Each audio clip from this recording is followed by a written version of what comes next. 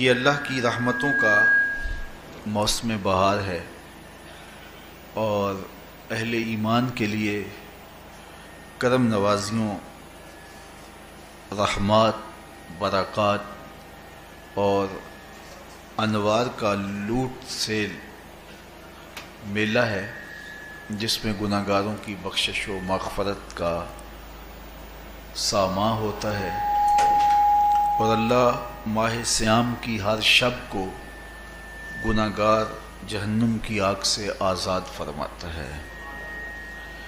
یہ بابرکت مہینہ اپنے دامن میں اتنی برکتیں لیے ہوئے جلوہ گر ہوتا ہے کہ رسول کریم صلی اللہ علیہ وآلہ وسلم نے ارشاد فرمایا، اگر لوگوں کو پتہ چل جائے کہ رمضان میں کیا ہے تو وہ آرزو کریں کہ پورا سال ہی رمضان رہے۔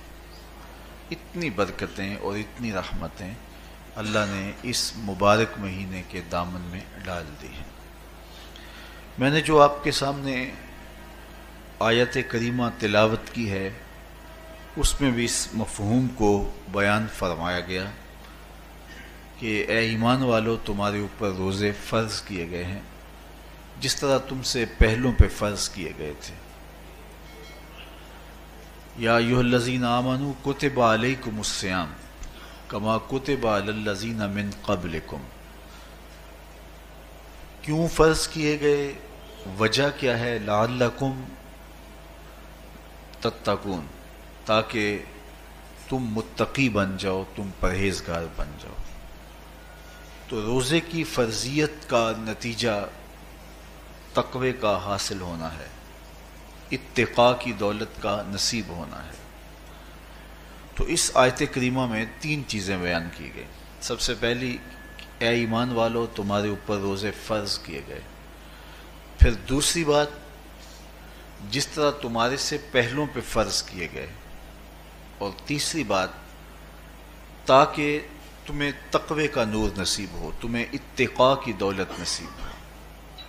تو ایک تو روزے کی فرضیت کا حکم دیا گیا، اور دوسرا یہ تسلی دی گئی کہ یہ بھوک اور پیاس کی شدت تمہیں ہی نہیں کاٹنا پڑے گی، تم سے قبل بھی لوگ یہ عبادت کرتے رہے ہیں اور وہ اس مشکل عبادت سے تقوی کو حاصل کرتے رہے ہیں، اور تمہیں بھی ہم اس راستے سے تقوی نصیب کرنا چاہتے ہیں۔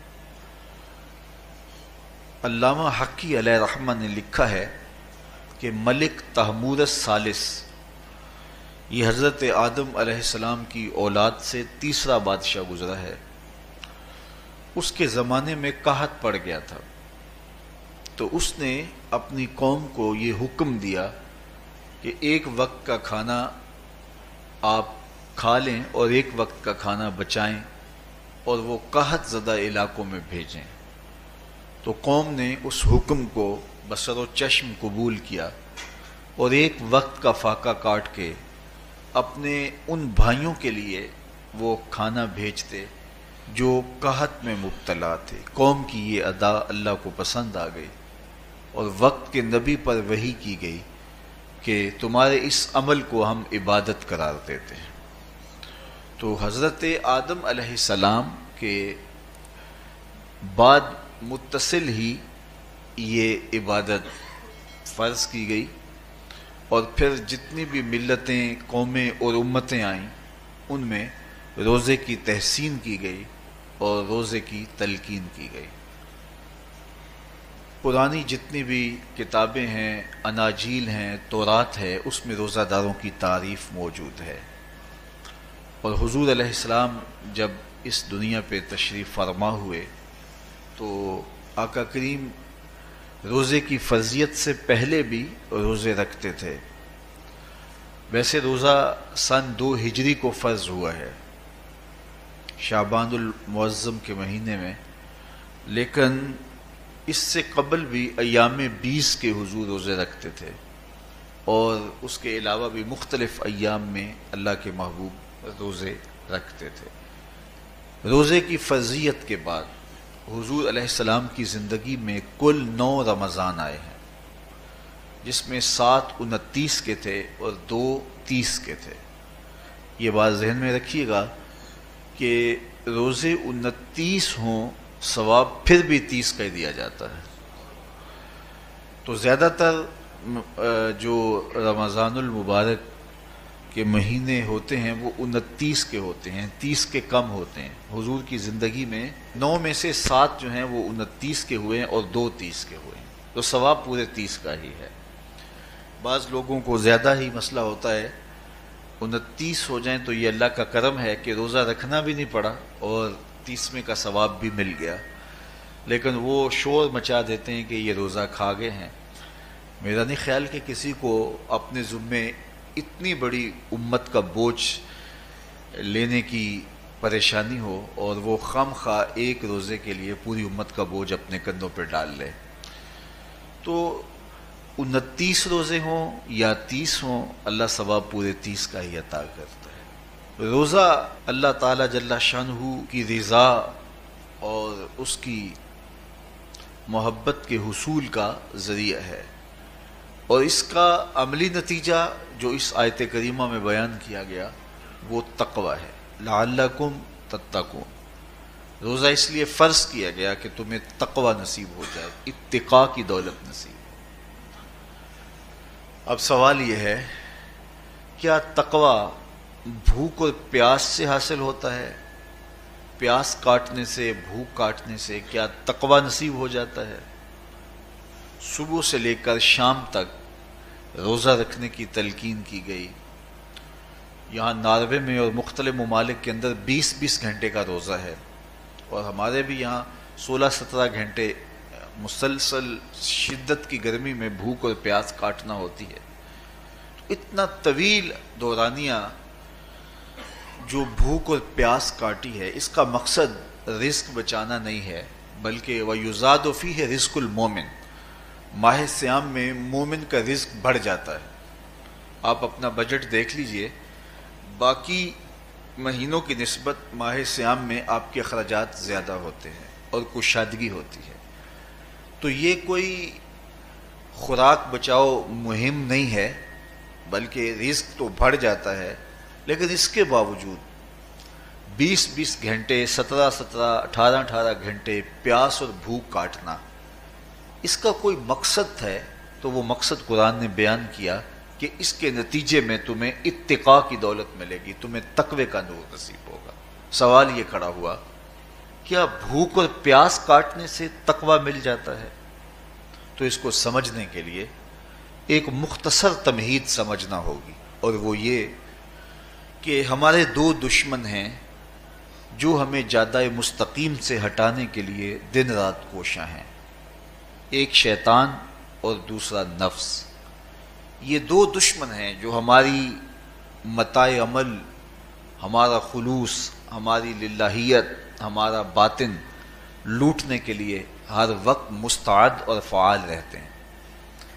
اب ان 2 دشمنوں سے ہمارے تنہا ناتواں وجود کا مقابلہ ہے، اور ان میں سے جو بڑا دشمن ہے وہ نفس ہے، کیونکہ شیطان نے جب انکار سجدہ کیا تو ہم تو یہ کہتے ہیں کہ ہمیں شیطان نے بہکا دیا، لیکن شیطان نے جب انکار سجدہ کیا اور خود بہک گیا تو اس وقت کوئی دوسرا شیطان تو نہیں تھا جس نے شیطان کو بہکایا، وہ نفس تھا جس نے شیطان کو شیطان بنایا.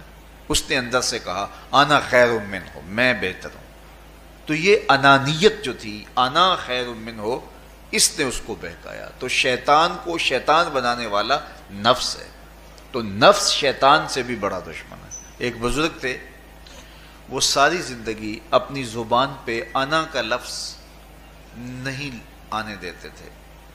اس مفہوم کو بیان کرنا ہوتا تو وہ با الفاظ دیگر بیان کرتے. میں کا لفظ، انا کا لفظ وہ اپنی زبان پہ ساری زندگی انہوں نے جاری ہی نہیں ہونے دیا. کہتے تھے اس لفظ نے شیطان کا بیڑا غرق کر دیا، تو میں یہ لفظ زبان پہ آنے نہیں دوں گا. اچھا، بندے بھی بڑے عجیب ہوتے ہیں. کسی نے کہا لو لو، ان کی زبان پہ یہ لفظ آتا کیوں نہیں، میں جاتا ہوں اور ان کی زبان پہ یہ لفظ آئے ہی آئے. چلے گئے. بزرگ تشریف فرما تھے، نماز کا وقت قریب ہو رہا تھا. حضرت ایک مسئلہ پوچھنے آیا ہوں. کہا پوچھئے. شیطان کو کس چیز نے برباد کیا؟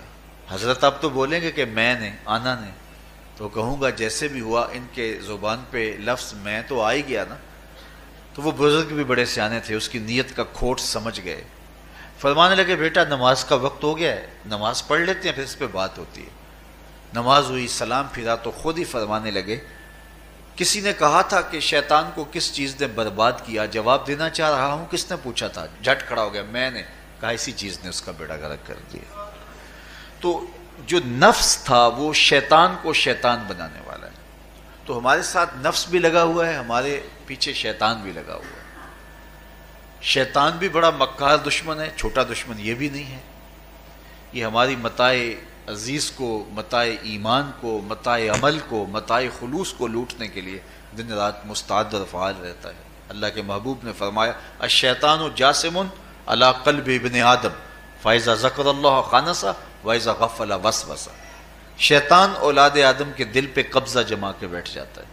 جب یہ اللہ کا ذکر کرتا ہے تو بھاگ جاتا ہے، اور جب یہ اللہ کے ذکر سے غافل ہوتا ہے تو یہ وسوسہ اندازی کرتا ہے. تو شیطان اولاد آدم کے دل پہ قبضہ جماتا ہے. اسے پتہ ہے کہ دل قابو میں آ گیا تو پورا بدن قابو میں آ گیا، چونکہ میرے اعضائے بدنیاں میرے دل کے تابع ہیں. موسم اچھا ہے، رت سہانی ہے، صحن چمن میں پھول کھلے ہیں، لیکن میرا دل نہیں چاہ رہا تو ٹانگیں جنبش ہی نہیں کریں گی. مرغن غذائیں سامنے پڑی ہیں اور آپ کا تقاضا ہے کہ جناب لے لیجئے، لیکن میرا جی نہیں چاہے گا تو ہاتھ جنبش نہیں کریں گے. آسمان ستاروں اور کہکشاؤں سے بھرا ہوا ہے، جی نہیں چاہے گا تو نظر نہیں اٹھے گی. آپ سماعتیں بچھائے بیٹھے تھے، جی نہیں چاہے گا زبان نہیں بولے گی. تو پورے آزاد دل کے تابع ہیں، اور اگر دل شیطان کے تابع ہو گیا، اس کے ہتھے چڑھ گیا، تو پھر اعضاء وہی کریں گے جو شیطان چاہے گا. اور اگر یہ دل مالک کی محبت سے سرشار ہوگا تو پھر دل جو چاہے گا وہی اعضاء کریں گے. تو دل اللہ کی نافرمانی کی چاہت ہی پیدا نہیں ہونے دے گا، تو اعضائے بدنیاں کا رخ بھی اللہ کی رضا کے حصول کے لیے ہوگا. تو شیطان بھی قبضہ دل پہ جماتا ہے اور دل کو قابو میں کر کے حضرت انسان کا بیڑا غرق کرتا ہے. اللہ تعالیٰ کا کرم یہ ہوا اذا جاء رمضان سلسلۃ الشیاطین. اللہ کے محبوب علیہ السلام ارشاد فرماتے ہیں جب ماہ صیام آتا ہے تو شیاطین جکڑ دیے جاتے ہیں، جنت کے دروازے کھول دیے جاتے ہیں، جہنم کے دروازے بند کر دیے جاتے ہیں. اب ہمارے دو دشمن تھے، ایک نفس اور دوسرا شیطان. دونوں کے مقابلے میں ناتواں اور کمزور جان کو مقابلے میں آنا پڑتا تھا. لیکن جب ماہ صیام آیا، یہ ماہ انور آیا، تو ہمارے دو دشمنوں میں سے ایک دشمن باندھ دیا گیا. اب ہمارا مقابلہ صرف ایک دشمن سے رہ گیا. دیکھیے ماہ رمضان آتا ہے تو مسجدوں کے در کشادہ ہو جاتے ہیں، لوگوں کا رجحان دین کی طرف ہوتا ہے. جو 5 نمازیں بھی نہیں پڑھتے ہوتے ان کو تراویح میں بھی کھڑا ہوتا دیکھتے ہیں. اہتمام ہوتا ہے، نیکی کا، صدقہ و خیرات کا ماحول پیدا ہوتا ہے. ایسا کیوں ہے؟ کہ شیطان بند گیا. لیکن اس کے باوجود نظر بھٹک رہی ہے، خیالوں میں آوارگی ہے، اور رشوت کا بازار گرم ہے. کیوں؟ کہ ابھی نفس موجود ہے. تو نیکی کا جو ماحول پیدا ہوا یہ شیطان کے بند جانے کی وجہ سے، اور برائی کا ماحول اب بھی موجود ہے یہ نفس کے موجود ہونے کی وجہ سے.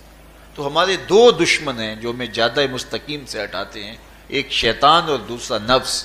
اب جب ماہ صیام آیا تو شیطان باندھ دیا گیا.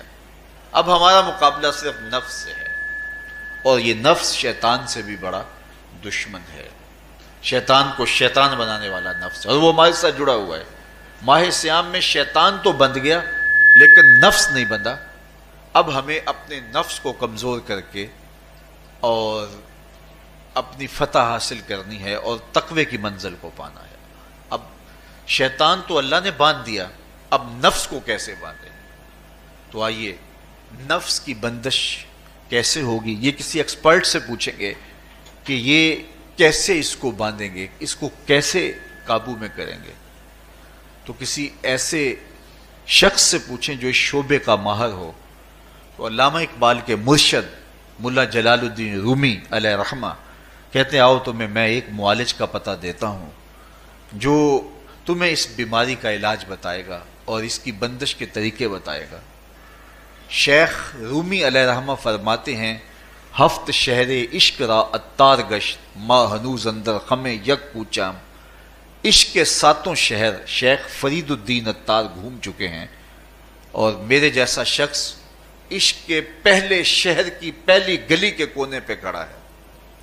اب اندازہ کیے کہ جن کا پتہ حضرت ملا جلال الدین رومی دے رہے ہیں وہ کس بلند مرتبے پہ فائز المرام ہے۔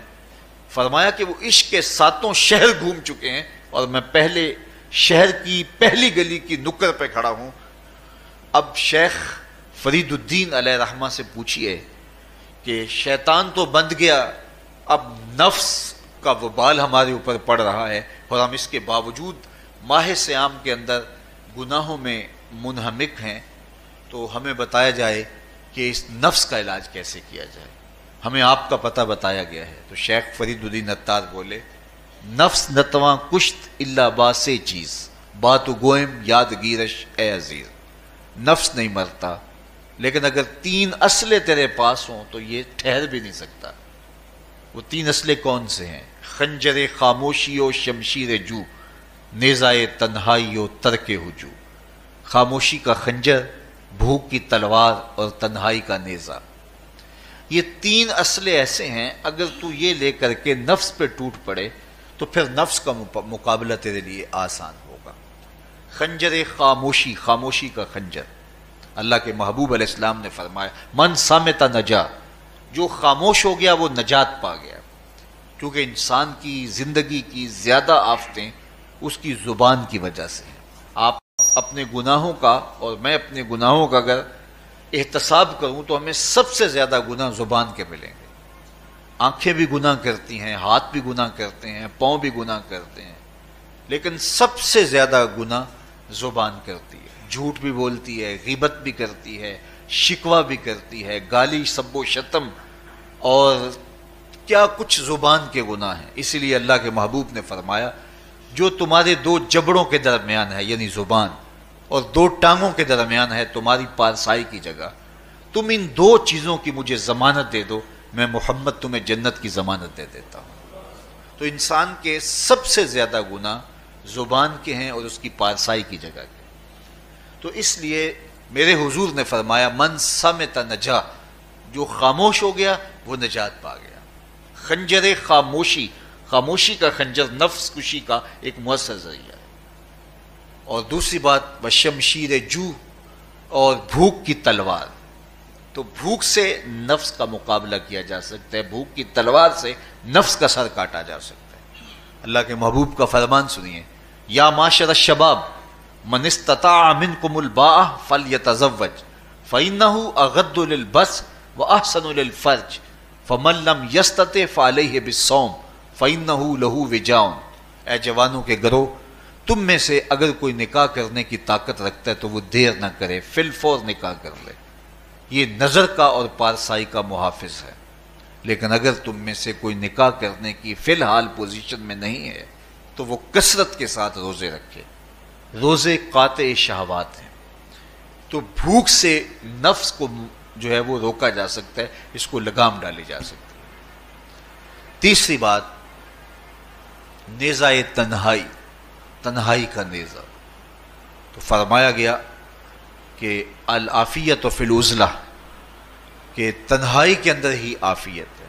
جب مجلسوں میں غیبت کی بدبو پھیلتی ہو اور چغلی کا ماحول معاشرے کا جزو لا ینفک بن جائے اور مجالس کے اندر نظروں کی پاکیزگی کا قائم رہنا مشکل ہو جائے اور انسان کی زندگی کے اندر گناہوں کا بہت بڑا سبب مجلسی زندگی ہو تو پھر اس سے تنہائی بہتر ہے۔ حضرت شاہ نقشبند بخاری فرماتے ہیں کہ فقیر کے لیے سب سے اچھی جگہ اللہ کا گھر مسجد ہے، یا کسی کامل صالح شخص کی صحبت ہے، اور یا پھر تنہائی ہے۔ چوتھی جگہ ہلاکت کے علاوہ اور کچھ نہیں ہے۔ ہمیں اپنے کاروبار میں، اپنے معاملات میں، اپنی ملازمتوں میں جانے کی تلقین کی گئی تو وہاں یہ تلقین کی گئی کہ دیر سے جاؤ جلدی واپس آ جاؤ، اور مسجد میں جاتے ہوئے تلقین کی گئی کہ جلدی جاؤ اور دیر سے واپس آؤ۔ لیکن ہم مسجد کے دروازوں پہ جب دور موجود میں رش دیکھتے ہیں کہ لوگ بہت جلدی نکلنا چاہتے ہیں، حتیٰ کہ کندھوں سے کندھے ٹکرا رہے ہوتے ہیں کہ جلدی سے باہر نکل جائیں، حالانکہ وہ عافیت کی جگہ ہے، 2 منٹ زیادہ بھی ہو جائیں تو کوئی حرج نہیں ہے۔ اور ایسے لوگوں کو بھی نکلنے میں جلدی کرتے ہوئے دیکھا ہے کہ لگتا تو یہ تھا کہ شاید یہ انہوں نے کسی ضروری کام پہ جانا ہے، لیکن باہر نکل کے بازار میں پھٹے پہ بیٹھے تھے اور مسجد سے نکلنے کی جلدی بہت تھی۔ تو مسجد میں جلدی جاؤ اور دیر سے واپس آؤ، اور بازار میں دیر سے جاؤ اور جلدی واپس آؤ، لیکن ہمارے رویے اس کے برعکس ہو گئے۔ تو تنہائی میں عافیت ہے، خاموشی میں عافیت ہے، اور بھوک میں عافیت ہے، اور یہ ساری چیزیں روزے میں میسر ہیں۔ فرمایا تم سے اگر کوئی شخص الجھے، بحث کرے، لڑائی کرنا چاہے تو تم اسے کہو انی صائم، میں نے روزہ رکھا ہوا ہے۔ اسی طرح جو ہے وہ روزے سے آپ کو یکسوئی ملے گی، قرآن مجید کی تلاوت کا ماحول ہوگا، اور تم بھوک کاٹو گے، اور یہ تینوں چیزیں تمہارے نفس کو کمزور کرنے والی ہیں۔ شیطان بند گیا، نفس کمزور ہو گیا، اور جب نفس کمزور ہو گیا، کمزور ہوتا ہے، یہ نفس مرتا نہیں ہے۔ یہ تو کوئی ہے باج فقیراں کسے نہیں ماریا، باہو ظالم چور اندر دا، یہ اندر والا چور جو ہے وہ اتنی آسانی سے قابو آتا ہی نہیں ہے، یہ پھر سر اٹھا لیتا ہے۔ اس کو جتنا کچلو، یہ کچھ عرصے کے بعد تھوڑی سی خوراک ملتی ہے تو پھر سر اٹھا لیتا ہے۔ حضرت باجید بستامی کہتے ہیں میں نے اپنے نفس کو ایک دن کہا کہ میں تجھے خوراک بھی نہیں دیتا اور تو پھر بھی موٹا تازہ ہے، تو میرے نفس نے مجھے کہا کہ اے بایزید، جب تم بازار سے گزرتے ہو تو لوگ انگلیاں اٹھا اٹھا کہتے ہیں یہ بایزید جا رہا ہے، یہ بایزید جا رہا ہے، تو مجھے میری غذا اور خوراک اس سے مل جاتی ہے۔ تو یہ خوراک ہوتی ہے نفس کی۔ تو نفس بہت ظالم ہے اور اس ساری زندگی اس سے لڑتے ہوئے گزرتی ہے۔ وہ کسی نے کہا تھا نا، تمام عمر طوفان سے کھیلتے گزری، نیا کے ڈوبنے کا ڈر بھی رہا۔ تو یہ ساری زندگی اس طرح ٹکراتے ہوئے سے گزرتی، لیکن جب کمزور ہو جائے تو پھر یہ شیطان کو جو ہے وہ موقع نہیں دیتا ہے۔ لیکن اگر نفس اگر ماہ صیام میں ہمارا کمزور نہ ہوا، صرف ہم نے بھوک ہی کاٹی اور باقی اپنے معمولات وہی رکھے، تو میرے حضور نے فرمایا جس نے جھوٹ اور برے کام نہیں چھوڑے اور جھوٹے کام ترک نہیں کیے، اس کے بھوکا اور پیاسا رہنے کی اللہ کو کوئی ضرورت نہیں ہے۔ روزہ تو ایک مشق تھی، یہ تو باطن کی تطہیر کا ایک ذریعہ تھا، یہ تو من کی تہذیب کا ایک ذریعہ تھا، یہ تو نفس کی شر سے اپنے آپ کو بچانے اور شیطان کے مکر و فریب سے بچانے کا ایک ذریعہ تھا۔ دیکھیے شیطان بند جاتا ہے ماہ صیام میں، حدیث واضح ہے، لیکن نفس موجود رہتا ہے۔ اگر نفس کمزور ہو گیا تو شیطان چھٹ کے بھی کچھ نہیں کرے گا، کیونکہ شیطان باہر کا دشمن ہے، نفس اندر کا دشمن ہے۔ جب تک اندر والا دشمن ساتھ نہیں دیتا، باہر والا دشمن کچھ نہیں کر سکتا۔ ہمارے دیہاتوں میں چوری ہو جائے تو بوڑھے بزرگ سر جوڑ کے بیٹھ جاتے ہیں کہ چور کہاں سے آیا، کیسے آیا، تو ایک نقطے پہ سارے متفق ہوتے ہیں کہ اندر کا کوئی بھیتی ضرور موجود ہے۔ اگر اندر کا کوئی بھیتی موجود نہیں ہے تو چور باہر سے آ کے حملہ آور ہو ہی نہیں سکتا ہے۔ تو شیطان باہر کا چور ہے، نفس اندر کا بھیتی ہے، اور اگر یہ اندر والا باہر والے کا ساتھ نہ دے تو شیطان انسان پر حملہ آور ہو ہی نہیں سکتا۔ اس لیے اس کو قابو کر لیں، اس کو رام کر لیں، تاکہ شیطان چھٹنے کے باوجود بھی جو ہے وہ ہمارے اوپر حملہ آور نہ ہو سکے۔ ورنہ وہ تو پیچ و تاب کھا رہا ہے کہ یہ جو تم نمازیں پڑھتے ہو، سروں پہ ٹوپیاں تم نے پہنی ہیں اور بڑے شریف بن کے مسجد میں جا رہے ہو، ذرا چھٹ لوں عید کے دن ہی جو ہے وہ تمہارا سارا کیا دھرا برباد نہ کیا تو مجھے شیطان نہ کہنا۔ تو وہ سب کچھ برباد کر دیتا ہے اگر ہمارے نفس کی تہذیب نہیں ہوتی۔ تو یہ اللہ نے ایک ہمیں موقع دیا ہے، پورا ایک مہینہ ہے، ایک ورکشاپ ہے باطن کی تطہیر کے لیے اور ایک اندر کی پاکیزگی کے لیے ہمیں ایک موقع فراہم کیا گیا ہے، اور اس سے ہم بھرپور فائدہ حاصل کریں۔ قرآن مجید کی کثرت کے ساتھ تلاوت، صلاۃ التراویح میں شمولیت اور خاموشی کا اختیار کرنا، اور جو ہے وہ اللہ کے ذکر فکر کی طرف متوجہ رہنا اور بھوک کاٹنا، اس کا عملی نتیجہ یہ ہوگا کہ اتقاء کی دولت نصیب ہوگی۔ دیکھیے ماہ صیام میں ہمیں ان کاموں سے بھی روک دیا گیا جو کہ کام جائز تھے، کھانا پینا اور جو ہے وہ اپنی منکوحہ سے جنسی تعلق، یہ تو وہ امور تھے کہ جو جائز تھے، مشروع تھے، لیکن اوقات روزہ میں ان جائز کاموں سے بھی ہمیں روک دیا گیا۔ اس فلسفے کو ہمیں سمجھنا ہوگا کہ جو کام شریعت میں جائز تھے، مشروع تھے، روزہ ان سے بھی رک جانے کا نام ہے، اور جو چیزیں شریعت میں جائز ہی نہیں ہیں، جھوٹ بولنا ہے، غیبت کرنا ہے، بد نگاہی ہے، اور دیگر برے اعمال ہیں، تو یہ چیزیں تو روزہ نہ بھی ہو پھر بھی ناجائز ہیں۔ تو جو چیزیں جائز تھی روزے میں ان سے بھی منع کر دیا گیا، اور جو چیزیں ناجائز ہیں تو اگر کوئی شخص ان چیزوں سے نہیں رکتا تو پھر اس نے روزہ کیا رکھا؟ ایک بندہ بھوک کاٹتا ہے لیکن جھوٹ بولتا ہے، ایک بندہ پیاس کاٹتا ہے لیکن غیبت کرتا ہے، ایک بندہ صبح سے شام تک نہ کچھ کھاتا ہے نہ کچھ پیتا ہے لیکن رشوت لیتا ہے، پھر مجھے بتائیے اس نے روزہ کیا رکھا؟ روزہ تو ایک مشق تھی کہ جو چیزیں جائز تھی ان سے بھی منع کر دیا گیا، ان سے بھی روک دیا گیا، اور جو ناجائز تھی وہ تو پہلے ہی ناجائز تھی، روزے کے بغیر بھی ناجائز تھی۔ تو اس لیے روزہ ایک مشق ہے، ہمارے سامنے مرغن غذا موجود ہے، ہمارے پاس سامنے ٹھنڈا مشروب موجود ہے، اور ہمیں مشق کرنے کی تلقین کی گئی کہ تمہیں بھوک ہے، شدت کی پیاس ہے، لیکن صبر کر کے دکھاؤ تم نہیں لوگے، یہ تمہاری مشق ہے۔ تو پھر جو حرام ہوگا، اللہ کی طرف سے ممنوع ہوگا، تو اس کو تم کس طرح لوگے جب تمہاری یہ مشق ہو چکی؟ لیکن ہم اس مشق کے اندر ہی جب ان سے نہیں رکیں گے تو پھر ہمارا روزہ ہی نہیں ہوگا، پھر بھوک اور پیاس کاٹنے کے علاوہ کچھ نہیں ہوگا۔ بہت سارے روزہ دار ایسے ہیں جن کا روزہ سوائے بھوک اور پیاس کاٹنے کے کچھ نہیں ہے۔ اس لیے جن چیزوں سے اللہ نے منع کیا ہے ان سے تو رکنا ہی رکنا ہے، جو چیزیں مشروع ہیں ان سے وقتی طور پہ روکا گیا تو ان سے بھی روک کر کے روزے کی تکمیل کی جائے۔ اچھا، روزے میں ایک اور چیز ہے کہ ہمارے صوفیاء مراقبہ کر کے ایک دولت پاتے ہیں، اور وہ کیا کہ اللہ دیکھ رہا ہے۔ وہ مراقبے میں بیٹھ جاتے ہیں اور اس تصور میں ڈوب جاتے ہیں کہ میرا اللہ مجھے دیکھ رہا ہے، اور یہ یقین اپنے اندر اتارتے رہتے ہیں۔ اس کا نتیجہ یہ ہوتا ہے کہ پھر گناہ کرنا مشکل ہو جاتا ہے۔ یہ تصور جب بندے کے ساتھ جڑ جاتا ہے کہ میرا اللہ مجھے دیکھ رہا ہے، ماہ سیام میں یہ دولت اللہ بانٹ دیتا ہے۔ جو مراقبے سے صوفیاء حاصل کرتے ہیں، اللہ تعالیٰ اس دولت کو اہل ایمان پہ چھڑک دیتا ہے۔ کڑکتی دھوپ، برستی گرمی، زباں کانٹا، ہونٹ خشک، ٹھنڈا پانی دستیاب، دروازہ مقفل، کوئی دیکھنے والا بھی نہیں ہے، لیکن بندہ ایک گھونٹ بھی نہیں پیتا، وضو کرتے بھی احتیاط کرتا ہے کوئی قطرہ حلق سے نیچے نہ اتر جائے، کیوں کہ میرا اللہ مجھے دیکھ رہا ہے۔